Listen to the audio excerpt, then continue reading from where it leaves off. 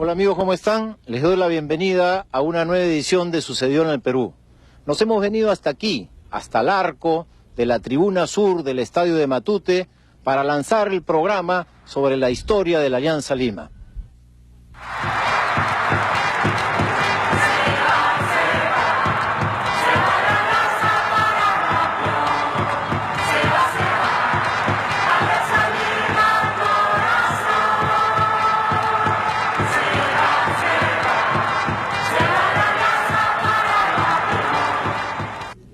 El Club Alianza Lima fue fundado en febrero de 1901 con el nombre de Sport Alianza por un grupo de adolescentes, el mayor de los cuales tenía 17 años. Ellos vivían en los alrededores de las calles Bambas y Cotabambas, al interior del casco histórico de la ciudad. Este barrio se llamaba Las Chacaritas y se había formado en 1857, cuando Mariano Felipe Pasoldán compró una huerta y lo urbanizó. Así se construyeron los modernos jirones que llegaban hasta el pie de las antiguas murallas. En ese barrio había viviendas individuales de pequeña clase media, junto con corralones de sectores populares. Pero también se combinaban pequeñas huertas, talleres artesanales, caballerizas y a corta distancia estaba el campo de Santa Sofía, propiedad del Club Lima Cricket. Allí se practicaban deportes modernos de estilo inglés, entre ellos el fútbol, que tenía fascinado al grupo de chicos del barrio. La verdad que el Alianza Lima nace en 1901 formado por un grupo de niños entre 8, 9, 12 años. O sea, más allá del mito que César Miró estableció, reprodujo en Los Íntimos de la Victoria, en el famoso libro de César Miró, las investigaciones históricas muestran de que en realidad los fundadores de Alianza Lima, en el momento de la fundación de Alianza Lima, según sus partidas de nacimiento, tenían entre 7 y 12 años. Entonces era un grupo de chicos de una calle, y junto en la calle donde vivían Cotabambas había, digamos, un potrero, efectivamente, en realidad era un corral, el Corral Alianza, porque en los archivos del hipódromo no hay ningún Instituto Alianza. Nosotros sabemos que fue en 1901, que nace en base a gente de pueblo, trabajadores, que trabajaban en el Estud Leguía, del presidente Augusto B. Leguía. Y los colores del Estud eran azul y blanco y se llamaba el Estud Alianza. Hay otros que dicen que los colores de esa época eran verdes y no azules.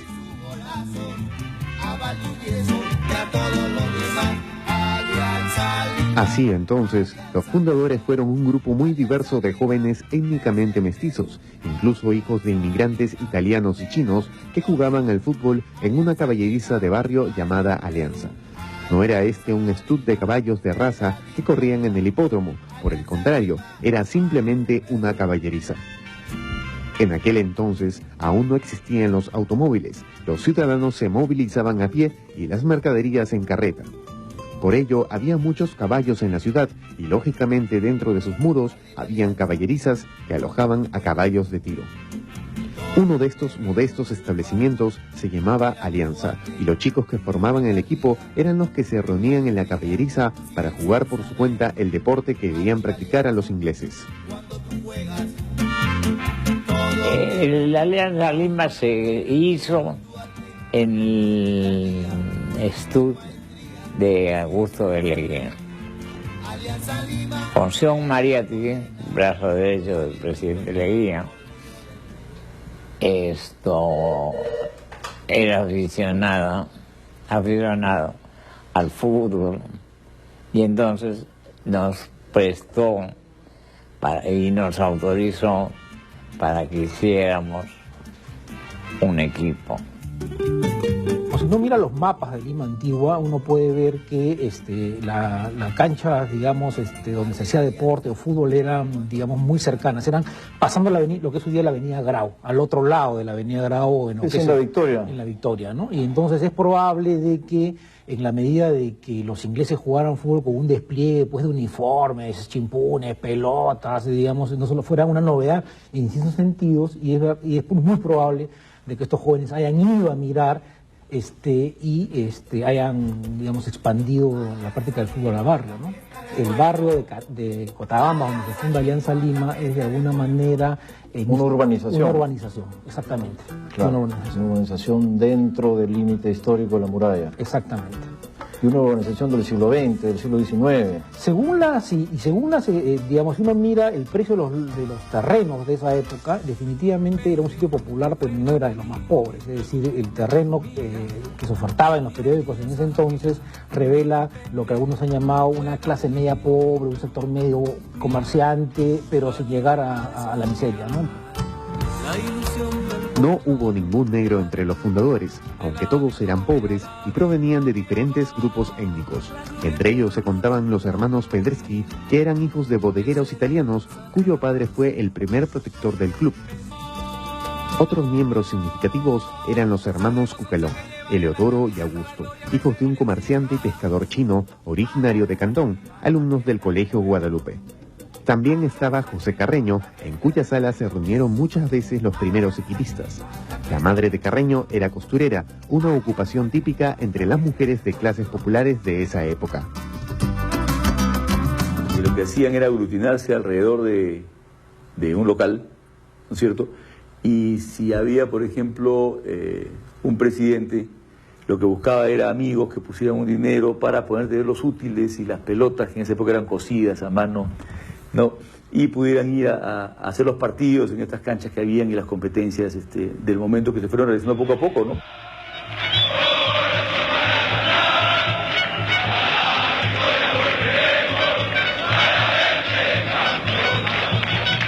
El primer grupo de fundadores no había, digamos, ninguno de raza negra, ¿no? Es más bien era un equipo formado por jóvenes mestizos, ¿no? Y inmigrantes. Un mestizo, por ejemplo, un famoso Cucalón, que en realidad era chino, de Q, y digamos, de la familia Q, y era la esposa, creo que era una mestiza, ¿no? Y entonces se constituye el Cucalón, digamos, que aparentemente tiene una regambre pues africana, ¿no? Pero en realidad no, ese era un chino. O hijo de chinos, y después había gente de provincias, habían dos hijos de italianos, digamos, que se convirtieron, digamos, la familia italiana, los Pendreschi, se convierte en la primera familia donde se hacen las camisetas y se apoyan porque los chicos juegan en ese equipo, ¿no? En realidad el papá tenía una tienda de vinos, o de licores, y era un pequeño comerciante, entonces era de origen italiano, que vivía en el cercado de Lima. Alianza Lima del pueblo de callejones de Panda. Los escasos registros que existen de los partidos de la primera década muestran incesantes encuentros con otros clubes que llevaban nombres de los héroes de la Guerra del Pacífico. Hacia 1911 hubo un accidentado partido que terminó en Gresca que inauguró la rivalidad con los equipos del Puerto del Callao. En aquel entonces, el Atlético Chalaco. Los chalacos venían con sus hinchas organizados e infundían un gran respeto. Cuenta Miguel Rosten, uno de los míticos jugadores del Rodillo Negro, que los hinchas más bravos eran los del Callao, eran pescadores y venían con dinamita, logrando que los hinchas de Lima se apartaran sin hacerles frente. Sus hinchas eran tan de temer que al terminar el partido, los jugadores rivales tenían que zafar a toda velocidad con los pantalones en la mano. La primera gran rivalidad en el fútbol es el Lima-Callao, y eso es antes del siglo XX, es decir, 1894, 1895 ya hay partidos Lima-Callao de fútbol y hay competencias. Por ejemplo, para las fiestas patrias se organizan campeonatos por las fiestas patrias, ¿no? Y entonces lo interesante de estas primeras rivalidades entre Lima y Callao es de que son equipos ingleses que viven en Lima y que viven en el Callao los que se enfrentan, ¿no? Luego surgen los clubes peruanos, ¿no? Y en los clubes peruanos se sigue esta rivalidad Lima y Callao, y el primero es el Association, que es el primer club peruano, digamos, civil, ¿no? El ciclista. Lo que sería después el Ciclista Lima, ¿no? O conocido como el Ciclista Lima, la Association. Y luego de esto, Alianza, digamos, y después la U, pero digamos, la representación de Lima... Pero la U es ya de los 20. Es el año 28, 29, ¿no? Ahí sale Alianza Lima, se ha puesto el sol moreno, veteando a su divisa. Ingresa a la página web www.sucedioenelperú.org, donde encontrarás a las 20 nominadas. Selecciona 5 candidatas y vota por ellas. Mujeres peruanas. A fin de año conoceremos quién es la mujer más importante para la historia de nuestro país. Durante los años 20, el Alianza se mudó a La Victoria. Para aquel entonces, el club poseía el prestigio de haber ganado 3 de los primeros campeonatos de fútbol, en 1916, 1918 y 1919. El Alianza estaba en búsqueda de un local propio y lo encontró, en este distrito obrero y de sectores populares, donde se sellaría su destino y se fundaría su tradición. Alianza se vuelve negro, en realidad, cuando se muda a La Victoria. ¿Y cuándo? ¿En qué circunstancias? Las circunstancias son lo que son dos. Primero, de que hay esta vinculación con algunas autoridades, digamos, o algunos personajes, autoridades políticas de la Municipalidad de Lima, ¿no? Y la segunda, que permite, digamos, que hayan ciertos padrinos con ciertos recursos. Y la segunda es que necesitan un local, ¿no? No tenían local propio, ¿no? Y entonces estaba rotando y surge la alternativa de cruzar la avenida Garao hacia La Victoria, que es el primer barrio, el primer distrito, digamos, fuera de los extramuros de la ciudad tradicional, y allí se muda Alianza Lima y allí encuentra raíces negras. ¿Por qué? Porque hay una migración del sur chico, digamos, que encuentra al mismo tiempo viviendas baratas que no encontraban en el centro de la ciudad, y por otro lado la instalación de varias empresas textiles, como por ejemplo Textil La Victoria, donde algunos de ellos consiguen empleo y otros se dedican a la construcción civil, ¿no? Es allí donde Alianza Lima incorpora jugadores de raza negra, y estos a su vez incorporan a través de redes de parentesco, de amicalidad, otras personas de la misma raza. Y dice entonces que Alianza en los años 30 se vuelve negro, digamos, pero no es que Alianza Lima era negro desde sus inicios, ¿no? Asume esta identidad negra.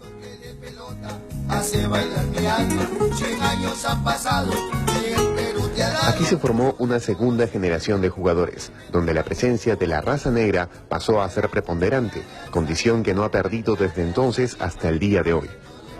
Una buena parte de esta generación eran trabajadores de construcción civil, razón por la que uno de los seudónimos de la Alianza de esa época eran los albañiles.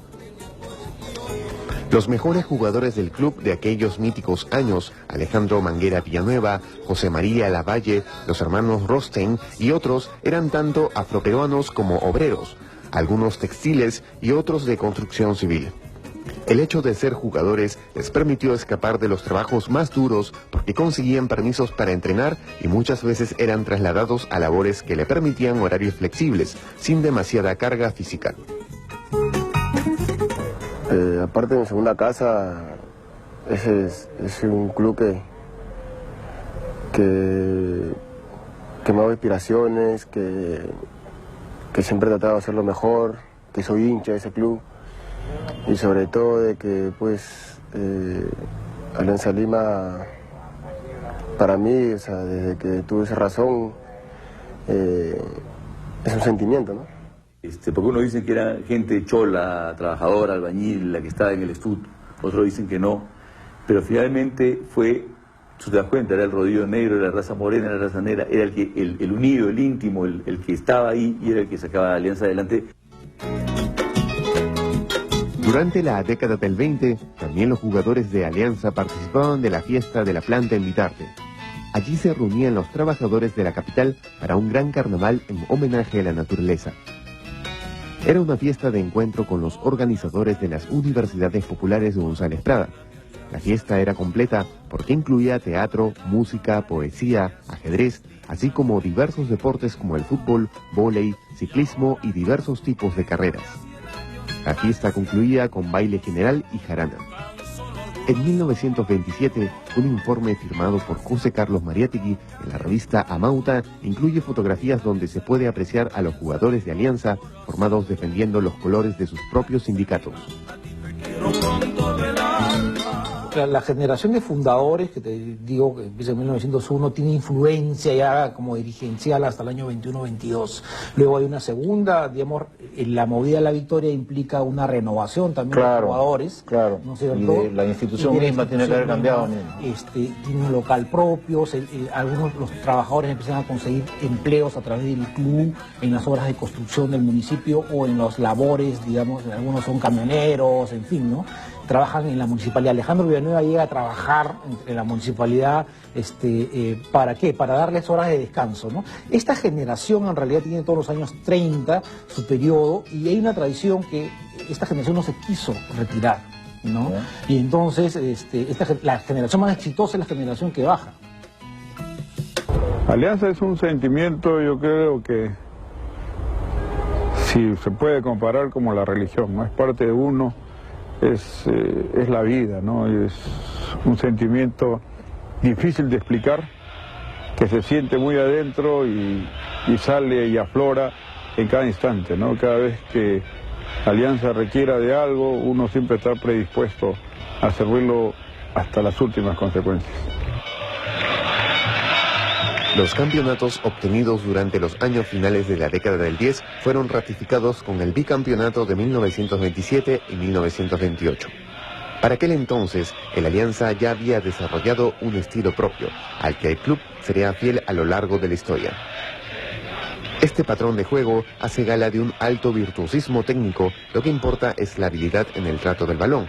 Asimismo, la picardía es clave porque se trata de practicar un fútbol alegre. No importa tanto el resultado como la diversión durante el juego. El ejemplo paradigmático de esta actitud es José María Lavalle, el puntero derecho de la época del rodillo negro. Cuenta Rostein que cuando Lavalle se encontraba con un defensa tieso, se banqueteaba con él, se reía y bailaba marinera a su alrededor. Corría, paraba, le entregaba la pelota y la recuperaba.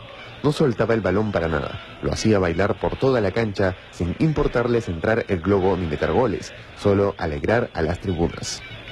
La picardía era la principal virtud y los jugadores no ganaban dinero, solo propinas. Realmente jugaban para que los hinchas los aplaudan.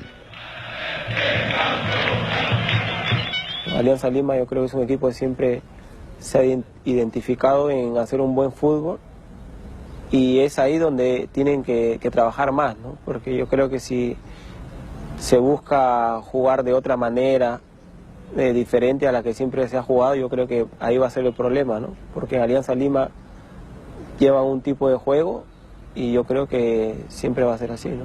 Ese fútbol de quimba, bonito, de quiebre, eso, o sea, ya no existe porque hoy en día con las velocidades con las que se juega, tú haces dos jugadas para un lado y ya llegó todo el equipo a defenderse, entonces es difícil, ¿no?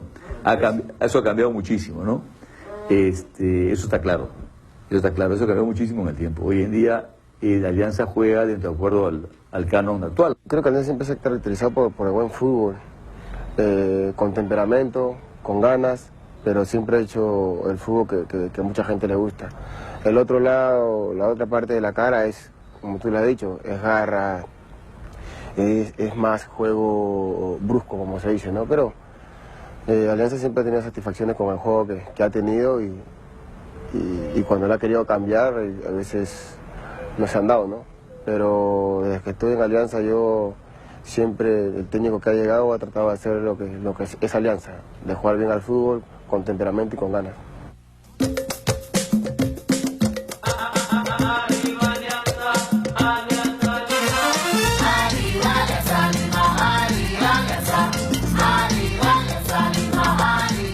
Ya pasó el tiempo en que la insoportable levedad del ser blanquiazul lo hacía jugar lindo y perder feo, ¿no?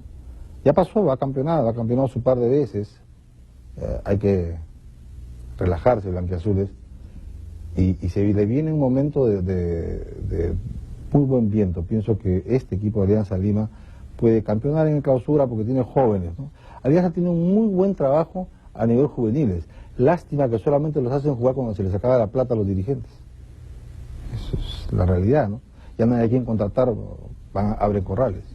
Hay un dicho que el que no ha sufrido no es Alianza Lima, ¿no? Yo creo que Alianza es eso, es el sentimiento y nos cuesta conseguir las cosas y el hincha más puro es el que sufre cada vez que los resultados no se dan, cada vez que el equipo no camina bien o que el club no camina bien, el sufrimiento, la manera de cómo sacarlo adelante desde la tribuna, desde donde esté un hincha de Alianza, sea en la dirigencia, sea en la parte técnica, en la parte médica.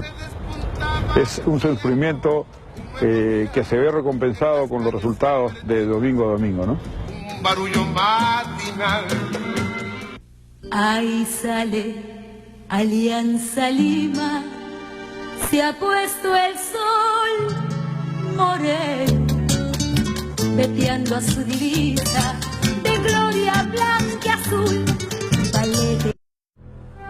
Ingresa a la página web www.sucedioenelperú.org, donde encontrarás a las 20 nominadas. Selecciona 5 candidatas y vota por ellas. Mujeres peruanas. A fin de año conoceremos quién es la mujer más importante para la historia de nuestro país.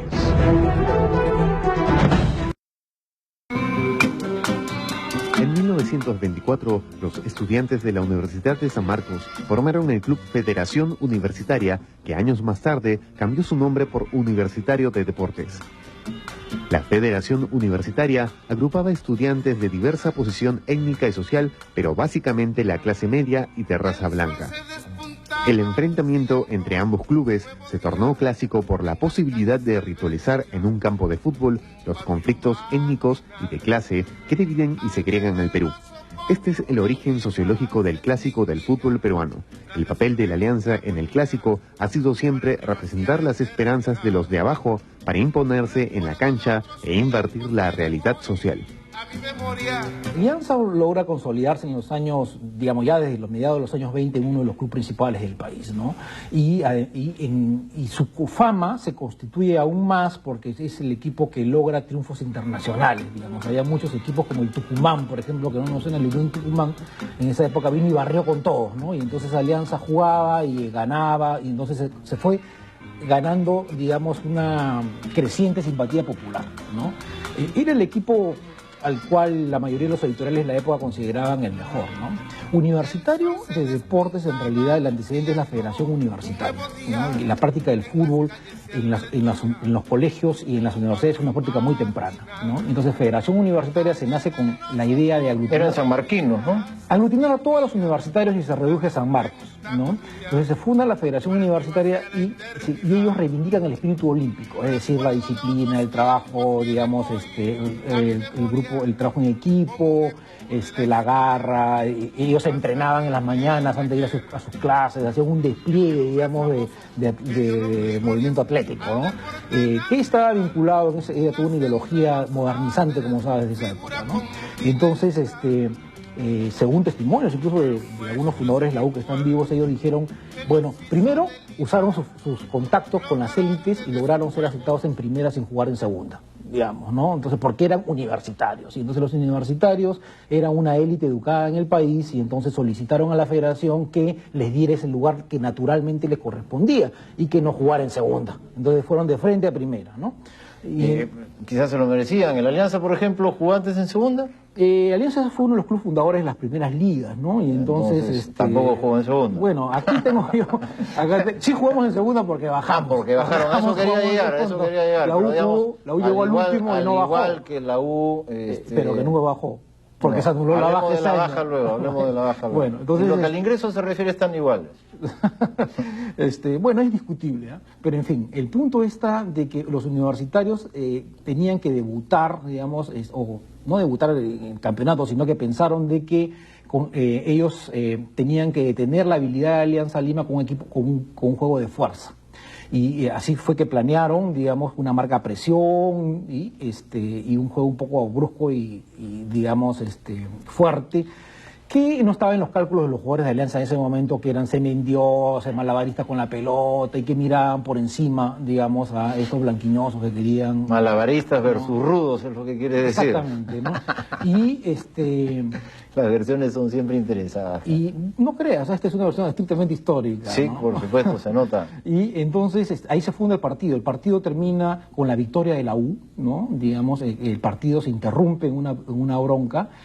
Según Sport, la revista Sport que existía en esa época, de las tribunas preferenciales empezaban a insultar a los jugadores de Alianza como negros, esclavos, ¿no? Y entonces uno de los jugadores de ellos, García, va y se va a la tribuna y se pega, y entonces los que iban en preferencia tenían bastón y zarita, y se arma una bronca que se llama con el nombre, el clásico Los Bastonazos, ¿no?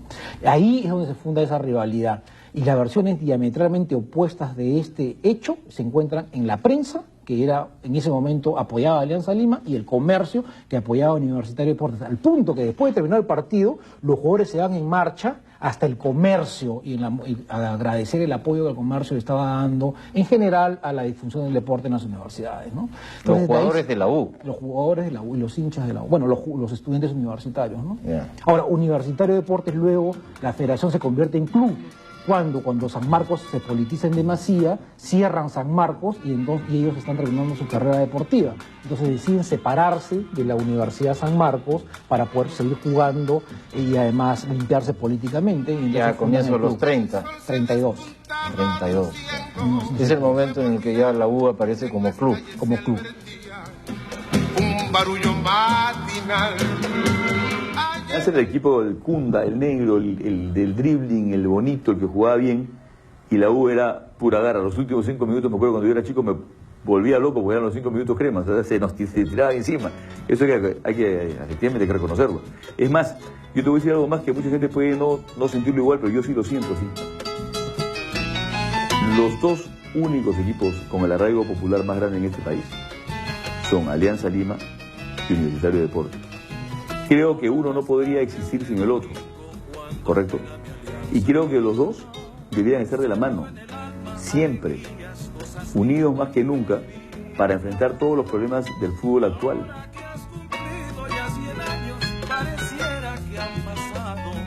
El Alianza de los 20 y 30 fue llamado Rodillo Negro, después de una gira exitosa en Chile, donde no perdieron ningún partido. En aquella época empezaron a ser llamados los íntimos, por la amistad que mostraban los jugadores entre sí. El club se administraba de una manera cooperativista, donde los jugadores marcaban el ritmo. Todavía estaban lejos los años del profesionalismo y del establecimiento de roles diferenciados entre jugadores, cuerpo técnico y dirigentes. Sin embargo, estos jugadores prolongaron su retiro demasiado y ellos mismos llevaron al club al descenso, al terminar últimos en el Campeonato Nacional de 1937. Así, en 1938, el Alianza jugó en segunda división en la cancha del Potao. Aunque solo un año después, los mismos jugadores retornaron a primera, pues el Rodillo Negro se despertó para volver y recuperar su puesto de siempre en la división de honor del fútbol peruano. Mi directiva lo cambiamos porque antes se recibía el tanto por ciento de la entrada para el jugador y el resto para el club, donde nunca había deuda de jugadores, no se debía nada. Así comenzó el fútbol. Por eso es que Alianza, su palabra, no somos íntimos de sentimiento, porque ahí reflejamos la amistad, el compañerismo, la entrega. No miramos, no medimos, ¿no? Para Alianza somos un instrumento que nos brindamos para que el equipo y el club subsista, ¿no? Íntimo de la victoria nace porque eso es lo que es Alianza, por lo menos lo que fue, lo que siempre yo conocí dentro de Alianza. Bueno, las cosas cambian con los tiempos. Una intimidad total, o sea, había una unidad entre el dirigente, el empleado, el obrero, el jugador, eran compadres, salían juntos, vivían juntos, era una cosa, eran tiempos difíciles además, y a pesar de ser tiempos difíciles estaban más unidos que nunca. Esa unidad, esa intimidad de compartir es la que llevó a que los llamaran los íntimos de la victoria. Ingresa a la página web www.sucedioenelperú.org, donde encontrarás a las 20 nominadas. Selecciona.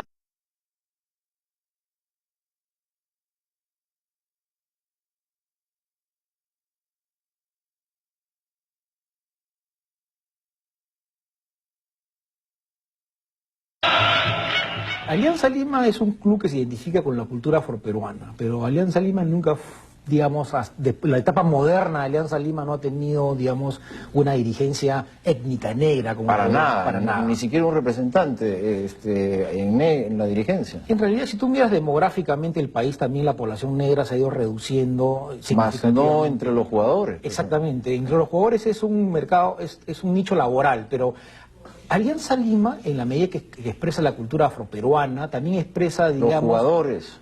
en realidad, ¿sabes qué? Expresa los italianos, hay un elemento muy importante. Si tú miras la lista de socios de Alianza Lima, vas a ver muchos apellidos italianos que de italiano tienen el apellido, digamos, ¿no? En mi caso, por ejemplo, no tengo nada italiano, solamente el apellido. Pero, en fin, hay varios y yo puedo reconocer a través de ellos algunos con un vínculo más vivo. Entonces, es la cultura criolla, digamos, de migrantes italianos, aristócratas, digamos, que se manejan por ejemplo, bien sus Sousa relaciones. Ferreira, digamos, que es el hombre clave, a mí me parece, ¿no? O sea, hablando de ellos como grupo social, como origen familiar, pues dirías más bien no son italianos, se ubican entre las clases altas del país que tienen una buena relación con la cultura afro, que se sienten cómodos en el vínculo con ellos y que los prefieren con respecto al vínculo con los hombres y mujeres de los Andes. Entonces hay es una la cosa cultura costeña, Hacienda, ¿no? Costa, Pero Hacienda, Costa, fiesta, el Gran Señorón, jarana. el Gran Señorón también incluido, pues. A ti te quiero con todo el alma. Eres la calma de esta pinchada que hoy te canta. La gente canta emocionada, arriba Alianza.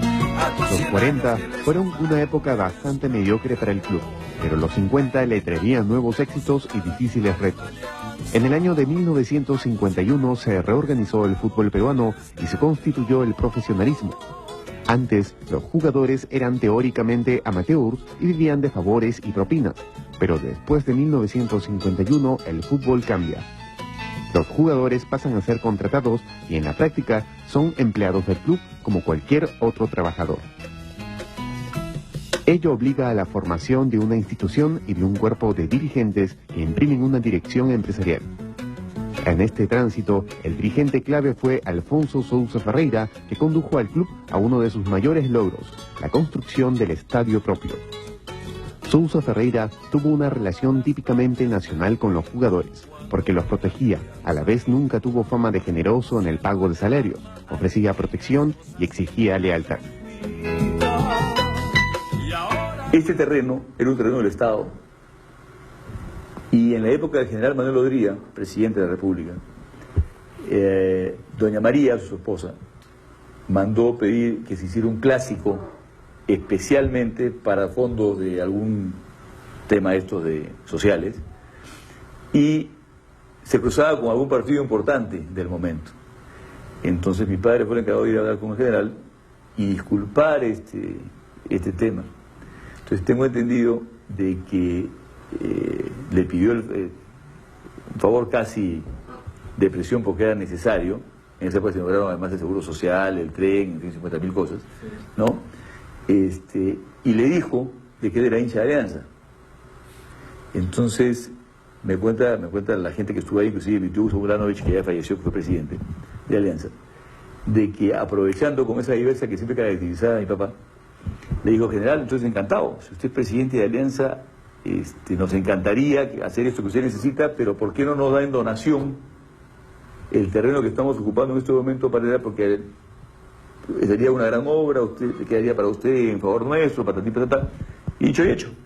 Y consiguió él que se regalara el estadio, el Estado lo regalara en la época del general Odría, no el estadio, el terreno, esta canchita, a la Alianza Lima. Este es un lugar clásico, creo, donde siempre los jugadores íntimos se acostumbran santiguar antes de cada partido. Esto es a raíz de que vino el Señor de los Milagros de la Victoria a inaugurar la primera etapa del estadio y como regalo nos dejó esta imagen. Y cada vez que el jugador viene para entrenamiento y más cuando viene para los partidos, hace un ritual, ¿no? Antes de salir al campo. La gente de Alianza Lima se va para jugar en la gloria por Navidad. Salieron de la victoria para triunfar y sobre el cielo de Lima llegaron hasta la cima y sobre el cielo de Lima se quedará. No volverá, no volverá, no volverá. Ingresa a la página web www.sucedioenelperú.org, donde encontrarás a las 20 nominadas. Selecciona 5 candidatas y vota por ellas. Mujeres peruanas. A fin de año conoceremos quién es la mujer más importante para la historia de nuestro país. El entrenador era Jaime de Almeida, que había impuesto el patrón de juego brasileño que encajó perfectamente con el estilo al que Alianza se debía. Aunque al principio parecía frágil, Cubillas desarrolló una enorme capacidad física que le permitía salir jugando de atrás y llevar bola hasta el arco enemigo y disparar al arco contrario con contundencia. Perico fue un centro delantero rápido y sagaz y potente, que sabía meter los goles en el momento decisivo. Por su lado, Pitín fue un mediocampista cerebral que veía el partido jugándolo y tenía una singular apreciación de conjunto. Alianza campeonó en 1977 y 1978, ya con una nueva hornada de jugadores, porque se habían incorporado José Velázquez, César Cueto y había retornado Hugo Sotil. Sí, dentro de aquí del Perú, uno de joven siempre tiene algunos jugadores que le gustan de qué manera expresan el fútbol. Yo, por ejemplo, me gustaba mucho cómo expresaba el fútbol Cueto, Julio César Uribe. Son más o menos los que yo de pequeño me he fijado, ¿no? Creo que de chico como Cueto, como Teófilo, como Sotil, en el momento que tuve en Alianza. Yo creo que fue los jugadores que siempre admiré y que siempre admiro hasta ahora, sobre todo como jugador y como persona.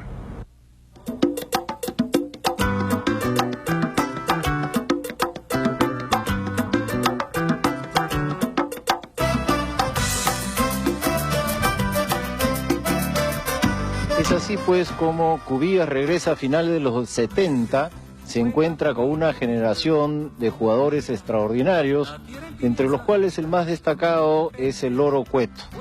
Él fue un interior izquierdo con una gran habilidad para el toque y un organizador de paredes perfectas que llevaron casi a la perfección este estilo particular de avanzar que tenía el Perú de los años de oro, el Perú que jugó en varios mundiales. Es decir, el avance construyendo paredes, haciendo túneles y 1-2 hasta que uno llegaba a la puerta del arco. El Loro Cueto fue en esto el gran organizador de las paredes. Son célebres sus encuentros con Cubillas en jugadas memorables del fútbol peruano que hicieron la perfección de este estilo. Pero luego el Alianza deja de campeonar. Se inicia una larga temporada de sequías que va a prolongarse en realidad hasta el campeonato que obtuvo Pinto. Y ya para esto estamos hablando de finales de los años 90. Antes de llegar a ello está en el medio la tragedia del Fokker, que fue en 1987.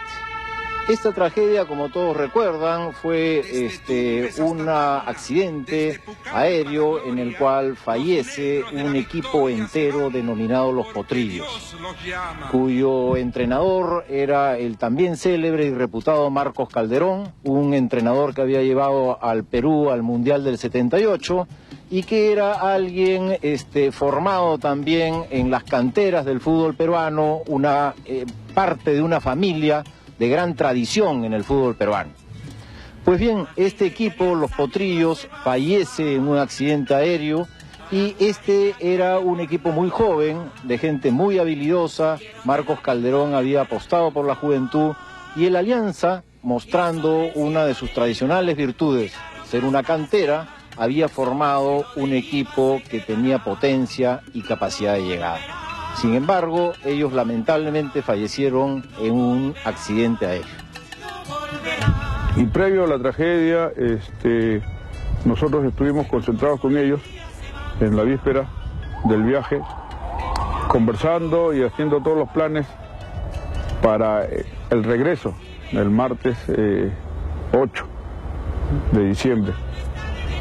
Anécdotas lindas, jugadores muy joviales, caso de Cabero, caso de Pacho, jugadores serios como Casanova, como Tomasini, ¿no?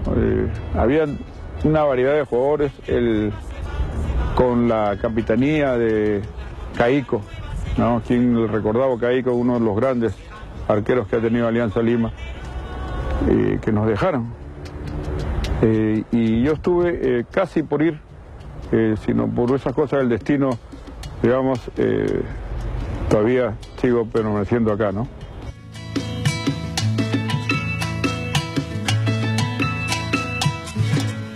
La gente de Alianza Lima se va, para jugar en la gloria por Navidad. Salieron de la... ¿Cómo interpretar la tragedia del Fokker? Yo, que no soy aliancista, me he puesto acá una camiseta del club para tener conmigo los colores blanquiazules y poder hablar con respeto sobre este tema. En realidad, el Alianza había logrado ya, a través del clásico del fútbol peruano, ser el representante del pueblo, de los de abajo, en ese mítico enfrentamiento con los blanquiñosos de la U, en ese mítico enfrentamiento en realidad con los estudiantes universitarios de clase media. Pero si esto era uno de los logros de la Alianza, la tragedia del Fokker le va a plantear el mayor de sus retos, el mayor de sus desafíos. Y ese desafío lo comparte con el país. Es el desafío de ser víctimas de la tragedia, del infortunio, de que se presenta en la vida y en la construcción de las sociedades y de las instituciones momentos dramáticos que cortan la historia en dos y que parece que hunden.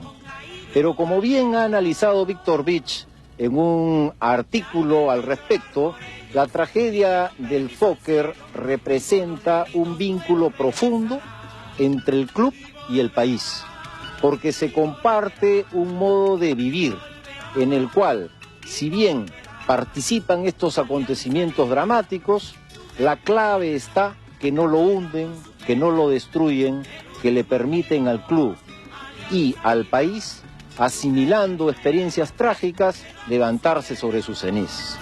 De tal modo, pues, que la tragedia del Fokker, como señala Víctor Vich, es un momento cumbre de la historia de la Alianza. Hay hinchas y hinchas. Hay hinchas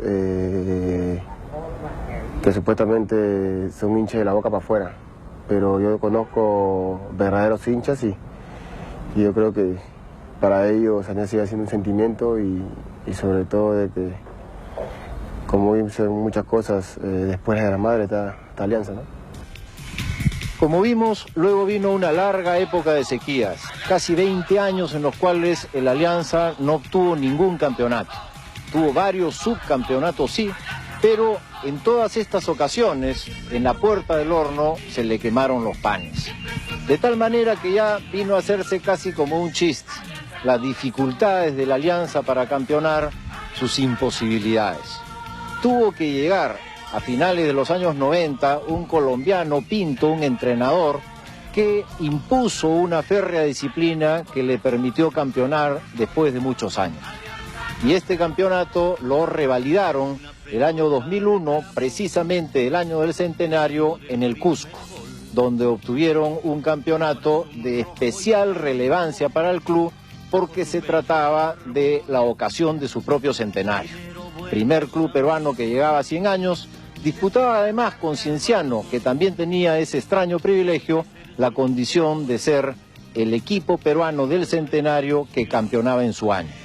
Pues bien, lo obtuvo el triunfo de la Alianza y hoy en día está peleando el campeonato, está ahí en la pelea, como siempre dicho sea de paso, pero se ven los frutos de una política a la cual la Alianza siempre ha apostado y con especial dedicación en los últimos años. Formar gente joven, ser una cantera, promover nuevos valores. En la actualidad, gracias a la asociación con proyectos educativos, con buena educación, además que con buen entrenamiento. De tal modo pues que la Alianza Cantera es hoy en día una realidad y esa realidad es la que sella su destino. El Alianza tiene futuro y ese futuro se halla en sus divisiones inferiores.